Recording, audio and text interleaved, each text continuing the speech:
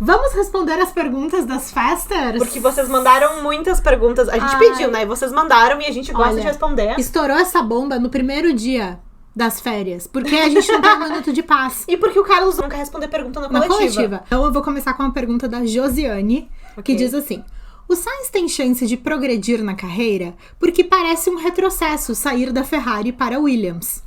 Parece e é. E é um retrocesso, eu concordo. E o Sainz, ele falou várias vezes que a prioridade dele pra escolher uma equipe é uma equipe que pudesse dar um carro pra vencer um campeonato mundial. Ele falou isso várias vezes. E olha, aí não conseguiu, né? Não conseguiu. E eu acho que assim, vai ser muito...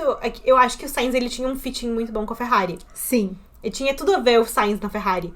E eu acho que agora, a esperança dele, eu não sei se ele poderia vislumbrar uma saída de equipe a partir da Williams pra ir pra uma equipe melhor, ou se então a esperança dele seria realmente, tipo, acreditar muito na Williams, ficar na Williams, e aí fica a pergunta de quem é que vai ser priorizado, se vai ser o Carlos Sainz ou o Alex Albon. Ou então, se ele também entendeu que ele tava no momento de fazer um movimento de carreira para contemplar outras possibilidades dentro do esporte, porque a possibilidade que eu acredito que todos eles desejem, que é vencer um campeonato mundial, já não estava acessível diante do cenário que se encontrava. O nome disso também é maturidade, né? Claro. Pode ser também. Vamos torcer para que não tenha sido um retrocesso, mas por enquanto foi sim. A Valentina: meninas, vocês acham que o Toto pode ter colocado o Sainz na Williams para talvez subir ele para a Mercedes?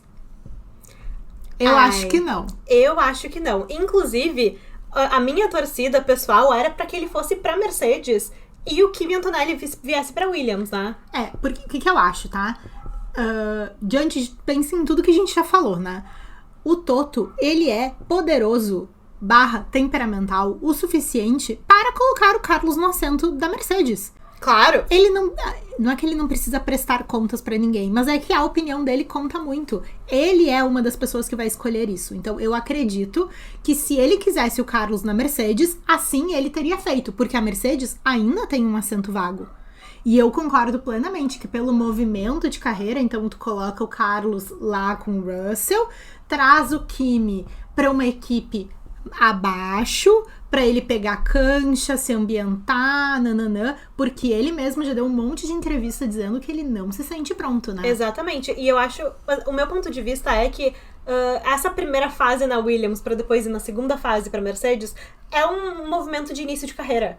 Como o Russell fez. Como o Carlos Sainz fez no Toro Rosso. Isso. Ele ingressou no esporte numa equipe júnior e eu acho que a Williams, embora ela não seja uma equipe júnior, ela já prestou muitas vezes esse papel pra Mercedes. Sim. Prestou com o George Russell, com o Valtteri, com o Nico Rosberg, com vários pilotos. Agora, que se der um problema lá na Mercedes, o Toto tem o backup do Carlos pra subir ele, isso tem. Isso eu concordo. Que numa eventualidade... Entendeu? Dá um problema grande com um menino que não tava pronto, eu concordo que é o ficha 1, nesse sentido. Ele tá com o Carlos debaixo da asa dele, nesse ponto. Eu entendo. E eu, inclusive, vou confabular mais sobre isso, que a minha opinião é que se fosse a vontade do Toto... Isso, gente, meses atrás, tá? Isso há meses não existe mais. Enfim, eu acho que se fosse pela vontade do Toto, ele tinha subido o Alex Albon. Ah, é? Eu acho. E o Albon não quis subir. Porque o Albon, ele quis uma equipe na qual ele... O Albon, eu achei ele muito esperto por causa disso. Porque ele quis uma equipe que fosse crescer junto com ele e onde ele seria o protagonista. E por isso eu fico me perguntando por que colocaram o Carlos Sainz ali. Mas assim, a Williams, ela trazia esse discurso de que o Alex Albon seria o protagonista, eles querem vencer com o Albon. E o Albon comprou o discurso e ele quis ficar na Williams. E o Albon está lá dentro. Então ele enxerga as coisas que estão acontecendo com uma ótica muito mais promissora nesse sentido. E embora possa parecer uma ideia muito boa também ele ser colega de equipe do melhor amigo, a gente sabe que a Mercedes não sabe administrar esse tipo de situação, como não soube no passado, com o Lewis Hamilton e Nico Rosberg. Sim. Então, assim, eu acho que se a gente tivesse Alex e George, colegas de equipe na Mercedes, ia ser o Brocedes parte 2. Que nesse caso foram-se os anéis e foram-se os dedos também, né? Olha essa pergunta da Duda. O que vocês acham que a Williams prometeu para ele ter aceito o contrato? Sabe o que eu acho? Um lugar no grid do ano que vem. Foi um lugar no grid do ano que vem. Não foi grana. Não foi, porque eu tenho certeza que a proposta da Audi era muito mais vantajosa financeiramente. Pra falar bem educadamente, assim. Sim. Eu acho que pra... O Odin seria andar um ano de Sauber? Eu acho... Porque qual é a moral da Audi? Qual é a moral que a Audi tem? Olha, a gente tem o pior carro do grid agora. A gente não pontuou esse ano ainda.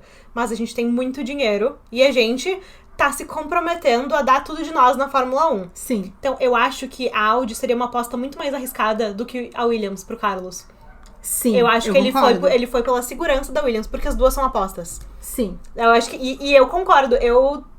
Mesmo que a Audi tenha um histórico de muito sucesso no automobilismo, em outras categorias, e que eles tenham muito dinheiro e estejam comprometidos, e eu entendo como uma aposta mais segura a Williams. Bom, a Dani pergunta uma coisa que a gente já falou, então vamos falar rapidinho.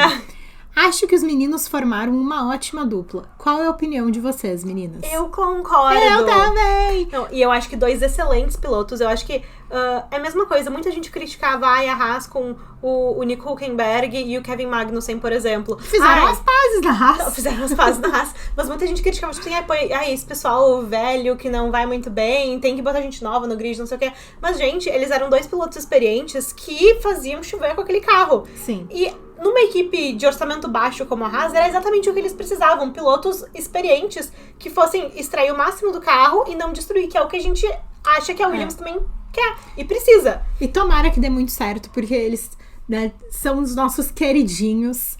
Acho que vai ser muito legal a dinâmica também interpessoal deles, eu acho que vai ser boa, porque os dois me parecem ser gente boa, especialmente o Albon. Eu acho que vai... Pode não dar bom, porque sempre pode, mas... Sempre pode. Mas vamos torcer e acho que vai dar bom, sim. Eu também acho. A última pergunta da Sabine. Preparadas para ficar feliz com ele passando pro Q2? Preparada.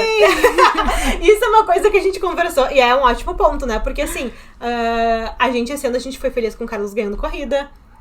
E eu quero dizer uma coisa pra vocês. O Albon não tem apêndice, o Carlos também não, eu também não. Tá tudo bem.